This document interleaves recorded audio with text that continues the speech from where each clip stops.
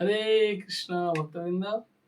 তো আমরা প্রতিদিনের ন্যায় শ্রীমদ্ ভগবত গীতা পাঠে আমরা গীতার আলোকে মানব জীবন গীতা পড়ব এবং গীতার থেকে শিক্ষা লাভ করে নিজেদের জীবনে আমরা ব্যবহারের যোগ্য করে তুলব।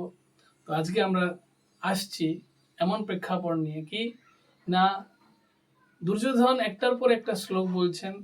গত শ্লোকে তিনি বলেছেন, কি বলেছেন না, পাণ্ডবদের যোদ্ধা তাদের নামগুলো একের পর এক গত 3 দিন ধরে আমরা শুনছি।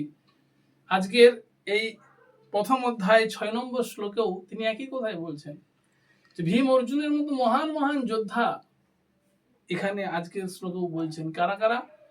যোধা মনুষ্য বিক্রান্ত উত্তম মৌজাশ্চ বীর্যবান সুভদ্র দ্রৌপদেয়াশ্চ সর্ব এব মহারথা। দুর্যোধন বলছেন এরা সকলে মহারথা, মানে মহারথী। এক একজন মহারথী মানে হচ্ছে তিনি একসঙ্গে অনেক সৈন্যদের সঙ্গে যুদ্ধ করতে পারতেন। হাজার হাজার সৈন্য তাদের কাছে কোনো ব্যাপারই না, তাদেরকে মহারথী বলা হচ্ছে।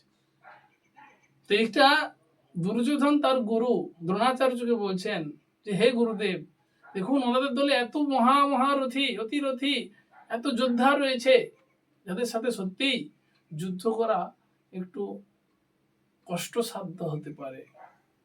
সেই জন্য আপনি একটুও ওদের প্রতি কোমলতা প্রকাশ করবেন না, যুদ্ধ করুন, আপনি আমাকে জিতান। তো আজকের শ্লোক থেকে আমরা খুব গুরুত্বপূর্ণ শিক্ষা লাভ করি। কি শিক্ষা? দেখুন এখানে বর্ণনা করেছে যে সুভদ্রার পুত্র দ্রৌপদীর পুত্রগণ এসব এক একজন মহারথী।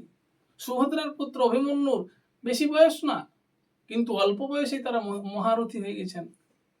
তো এখান থেকে আমরা শিক্ষা পাচ্ছি যে শিক্ষা শুধু ছোট থেকেই শিক্ষা শুরু হয়।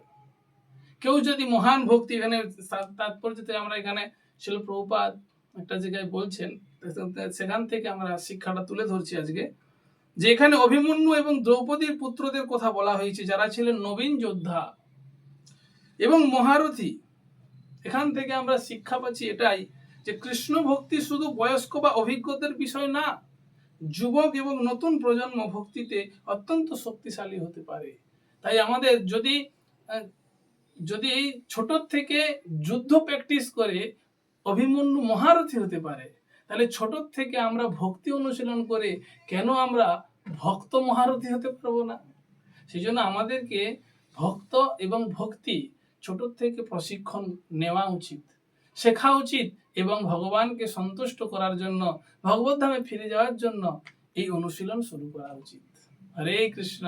আজকে থেকে আমরা এটাই শিক্ষা পেলাম যে আমাদের অবশ্যই ছোট ছোট ছেলে মেয়েদেরকে ভক্তিতে বাধা না দিয়ে তাদেরকে ভক্তিতে অগ্রসর করানো, যাতে তারা নেশা খারাপ কাজে যুক্ত না হয়, তারা যাতে ভক্তিময় জীবনে থেকে ভগবানকে খুশি করে ভগবত ধামে ফিরে যায় এবং নিত্য আনন্দ লাভ করে। হরে কৃষ্ণ।